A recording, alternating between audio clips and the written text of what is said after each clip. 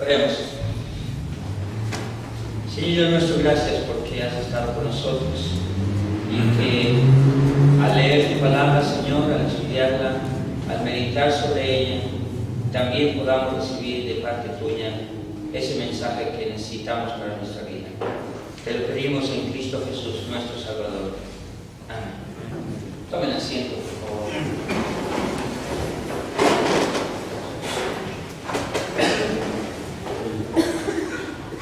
En ocasiones el Evangelio, hermanos y hermanas, no se entiende bien. A veces pensamos que ser evangélicos o ser protestantes o simplemente no ser cristianos significa asistir a la iglesia, estar presente, participar en las actividades y cosas así por el estilo, ¿verdad? Pero algo de lo que a veces nos hemos olvidado, algo de lo que a veces hace falta en nuestras vidas, es precisamente lo que dice el apóstol Pablo allí en la epístola a los Romanos. El Evangelio de Dios, el Evangelio del Señor Jesucristo, ¿en qué consiste? Porque simplemente a veces no lo hemos visto bien, o tal vez ni siquiera lo hemos comprendido mejor. Primero, dice Pablo que el Evangelio consiste, el Evangelio de Dios, las buenas nuevas, la noticia que Dios tiene para nosotros es que es acerca de su Hijo. No es de nadie más, no es de el rey o este otro rey o alguna otra cosa, sino trata acerca de su Hijo. De su Hijo, un hijo que era del linaje de David según la carne. Aquí Pablo lo está diciendo, está trazando la historia de Jesús de Nazaret allá en la promesa que se le hizo a David mucho tiempo atrás, que primero su dinastía permanecería y que de su dinastía saldría el Salvador de Israel. Entonces, cuando Pablo está diciendo que el Evangelio de Dios trata acerca de su Hijo, del Hijo de Dios, está diciendo que está cumpliendo esa promesa que se le hizo a David, que el Salvador vendría de su dinastía, que el Salvador vendría de su casa. Pero el Evangelio no solamente consiste en el asunto de ver de dónde proviene el Señor Jesús de Nazaret, el Señor a quien nosotros conocemos ahora como Jesucristo. También es algo importante que veamos que este Hijo de Dios fue declarado así, con poder, por la resurrección de entre los muertos. Hermanos, hermanas, Jesucristo ha sido el único, hasta donde sabemos, que verdaderamente ha resucitado de entre los muertos. Allí está nuestra fe, allí está colocada nuestra esperanza, allí está colocada toda la esencia de nuestra vida, en la resurrección de los muertos, porque dice Pablo que si no hubiera resurrección de los muertos, entonces vana sería nuestra fe. Estaríamos aquí reuniéndonos sin sentido, sin significado. Estaríamos aquí reuniéndonos para conocernos los unos a los otros, para llevarnos bien, para hacer muchas cosas y actividades, pero nuestra fe estaría vacía, estaría hueca. Todas estas actividades que realizamos no servirían absolutamente para ninguna otra cosa más que para llevarnos bien y reunirnos como un club. No. Nosotros no nos reunimos como un club se reúne para socializar, para convivir, para participar de algunas cosas. Lo hacemos, ¿verdad? Es cierto. Pero lo que verdaderamente nos une es la resurrección del Señor Jesucristo de entre los muertos. Allí está nuestra fe. Pero para que el Señor Jesucristo pudiera resucitar de entre los muertos, primero que tuvo que pasar, tuvo que morir, ¿verdad? Y antes de que muriera, ¿qué tuvo que pasar? Tuvo que vivir todo ese evangelio, todas esas buenas nuevas las tuvo que comunicar a los que le escuchaban, a los que le escucharon allí en ese tiempo. Y antes de poder hacer eso, hermanos y hermanas, tuvo que nacer. Y nació de una mujer. Nació como cualquiera de nosotros. El Verbo, dice Juan, se hizo carne y habitó entre nosotros. Este es el Evangelio de Dios, hermanos y hermanas. Las buenas noticias, las buenas nuevas, es que el Salvador vino, se hizo como uno de nosotros, nació de una mujer, creció, vivió, tuvo su ministerio, padeció bajo el poder de Poncio Pilato y fue crucificado, fue muerto, fue sepultado y al tercer día resucitó de entre los muertos. Este es el Evangelio. Y esto es lo que necesitamos cada uno de nosotros conocer en nuestra vida. Cada vez que celebramos la Navidad, es decir, el nacimiento del Señor Jesucristo, estamos celebrando que Dios se interesó tanto por nosotros que envió a su Hijo, que lo mandó, que quiso, ¿verdad?, demostrarnos su amor a través de ese hombre llamado Jesús de Nazaret, a través de ese Hijo que Él envió. Dios nos amó tanto, otra vez dice Juan, que envió, que mandó a su Hijo Jesucristo para nuestra salvación.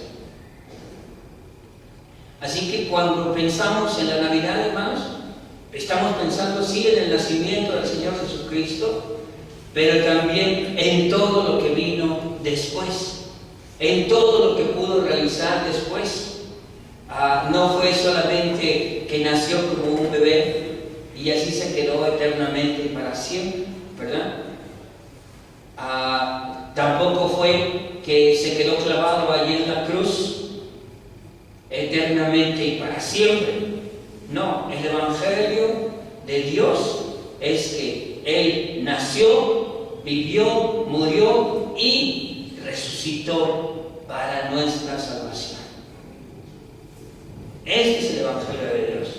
Este es el Evangelio que cada uno de nosotros debería conocer y que cada uno de nosotros debería estar aceptando.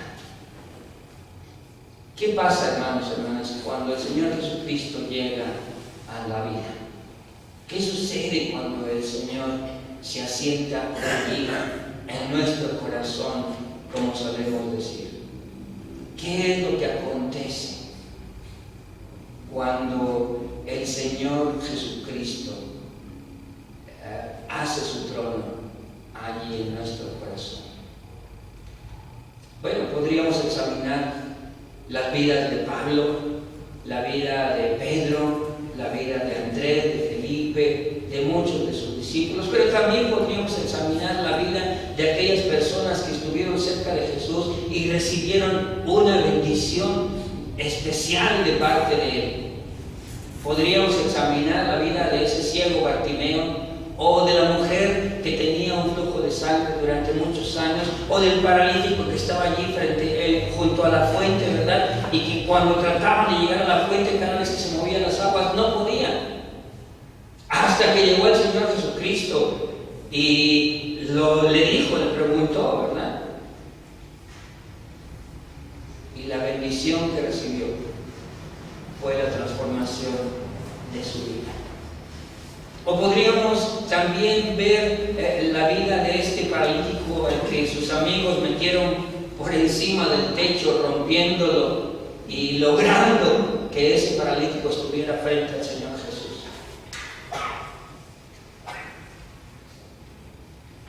Ese paralítico al que precisamente la sanidad no solamente le llegó a su cuerpo, sino también a su corazón. Esa sanidad que necesitaba antes que cualquier otra. Por eso el Señor le dijo: tus pecados te son perdonados. Este es el Evangelio, hermanos y hermanas. Este es el Evangelio. Tus pecados te son perdonados. No porque te lo hayas ganado, no porque seas muy bueno, no porque seas amable, no porque seas muy activo o activa, no. Es porque Dios te amó tanto que envió a su Hijo. Este es el Evangelio de nuestro Señor. Dice el profeta Isaías, cuando el rey Acaz estaba en unos problemas tremendos y estaba la invasión allí presente, le dice el Señor a Isaías: dale este mensaje. Tú no quieres pedir ninguna señal, bueno, yo te la voy a dar.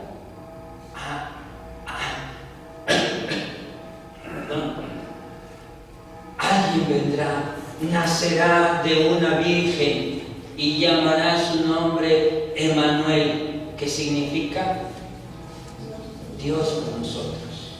En otras palabras, Dios mismo estará allí con ustedes. Este es el Evangelio, hermanos y hermanas. Dios estando con nosotros. Dios mismo habitando entre nosotros.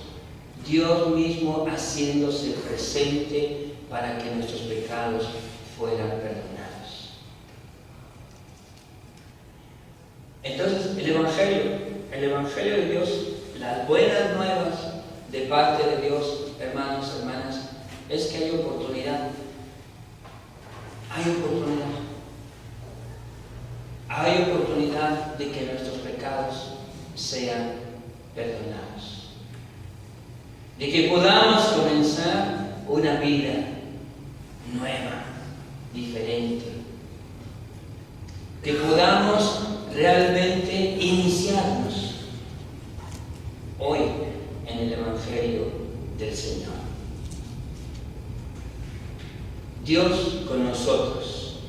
Dios estará allí con nosotros todo el tiempo.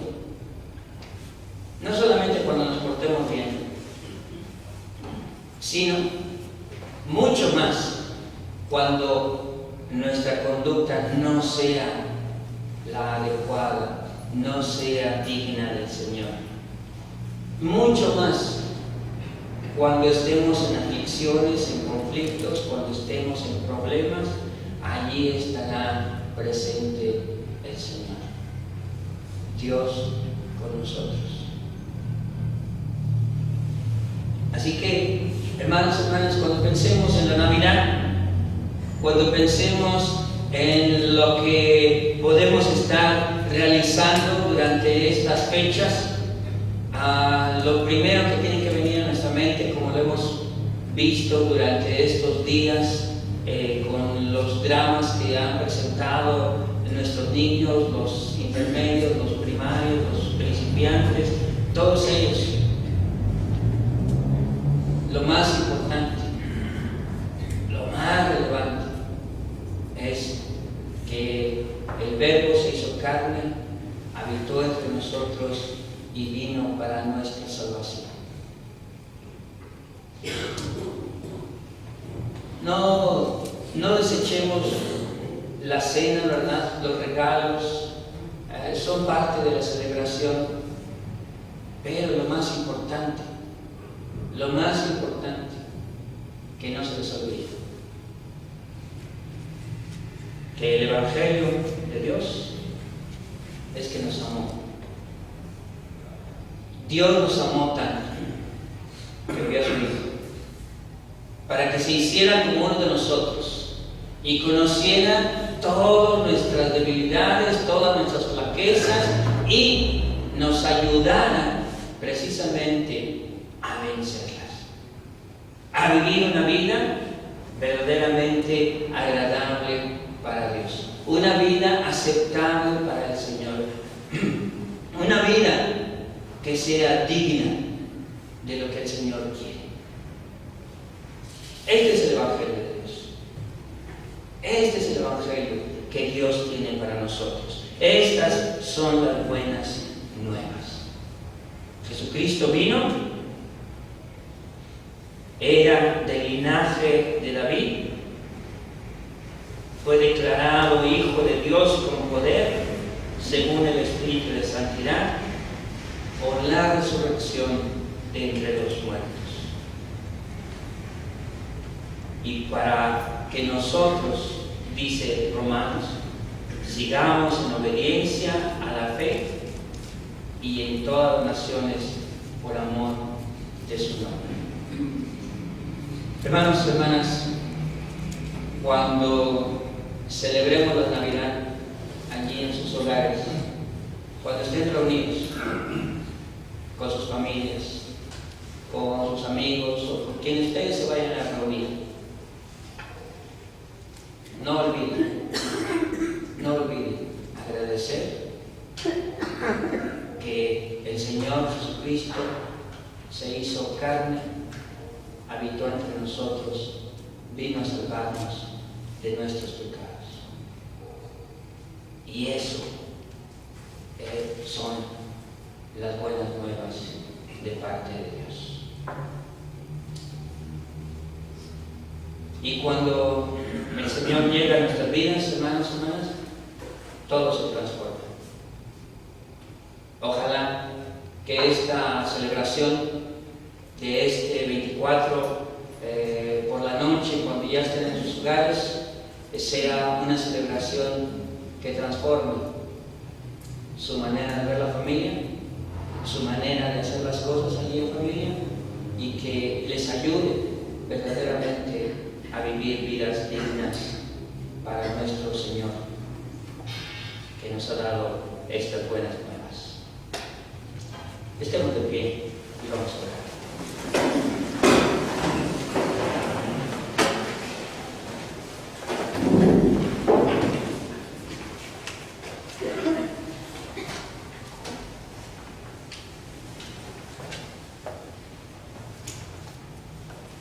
Gracias, Señor, por tu amor.